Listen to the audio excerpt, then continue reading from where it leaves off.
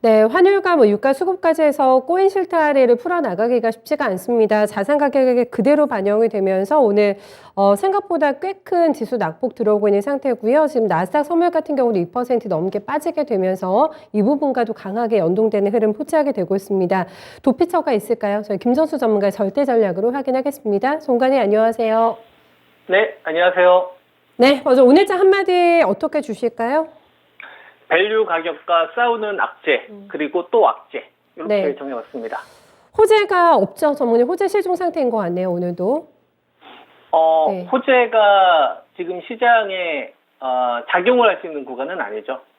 유동성 축소가 일단 첫 번째고, 그 다음에 이 러시아 전쟁 요 키워드가 여전히 좀 시장을 좀 지배하고 있는 구간이다 보니까 현재 시장에서 호재를 찾기보다는 악재가 훨씬 더 많이 있는 상태고, 이 악재가 계속 많아지고 있는 겁니다.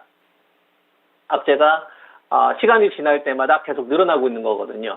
러시아의 우크라이나 침공, 그 다음에 주요 도시의 어떤 거점 공격, 그리고 이로 인해서 미국 쪽이나 유럽 쪽에서의 이 반러시아 진영 구축, 그리고 또 기업들로 치게 되면 스위프트 배제로 인한 어떤 타격, 비용 손실, 그리고 우크라이나 이번에 네온 공장까지 좀 스톱됐잖아요.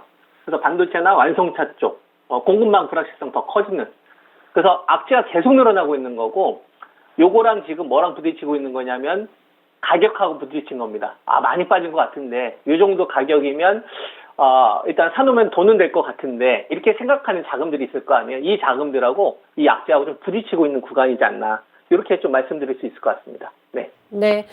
이런 상황이기 때문에 아마 정말 대안처가 만만치가 않아가지고 오늘 전략 잡기가 쉽지 않으실 것 같고, 들고 있는 종목들 이제 관리하기도 급급하실 것 같아가지고 여기에서의 뭔가 포인트가 있을까요? 대응할 수 있는? 저는 지금 시장에서 제일 불안한 게 그거잖아요. 불확실성이 좀 커진 섹터들. 이거는 제조업 쪽에서 답이 있을 것 같아요. 제조업이냐, 제조업이 아니냐. 제조업 분야냐, 비제조업 분야냐. 그리고 이 제조업 가운데서 이 디스카운트 요인이 발생이 되는 거는 이제 러시아 요 스위프트 배제가 되면서 이 아카일로로 가고 있는 거니까, 그쪽 관련된 주식들은 당연히 다 밸류 다운을 시키는 게 맞는 거죠.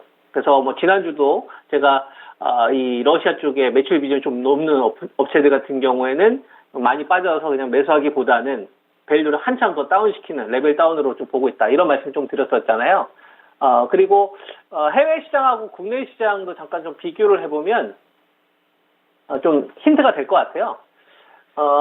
독일 증시를 보면 4%대 이상의 이 폭락세가 나왔습니다.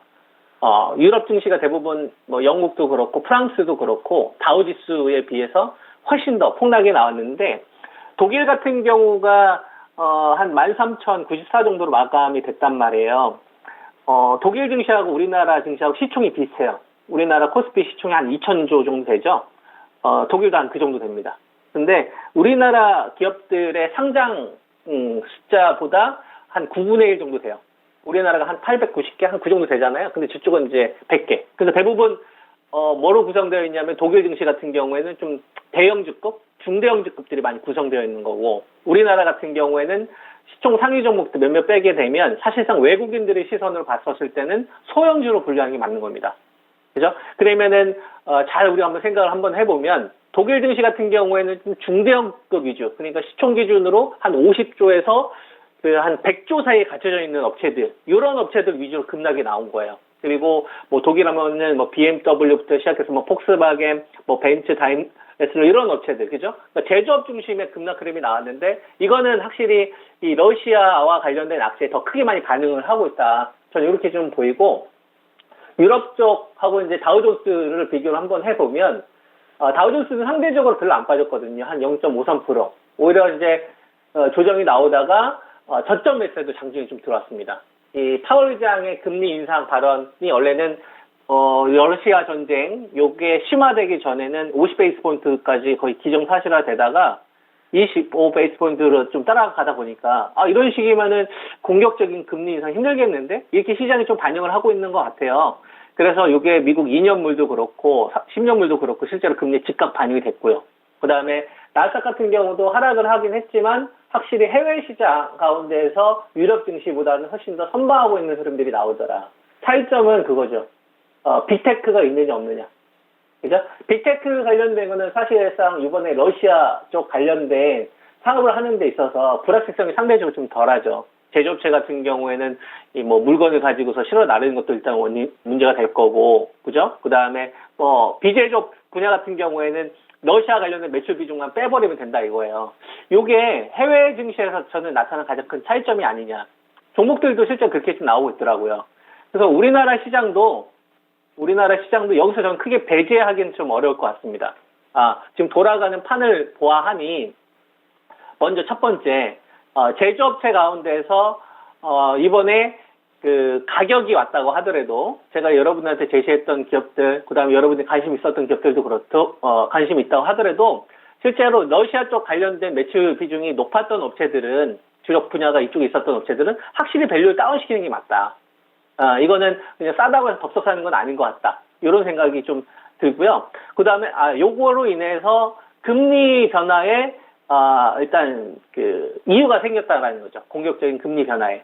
그래서, 이거로 인해서, 자금이 떠나갔던 성장주들이 다시 회귀할 수 있을 만한 디스카운트 요인들이 좀 희석되는, 이런 것이 지금 현재 시장의 포인트가 아니겠느냐. 이렇게 이제 말씀을 좀 드릴 수 있을 것 같습니다. 네. 네, 알겠습니다. 오늘 여기까지 얘기 들어볼게요. 전문가님 수고 많으셨습니다.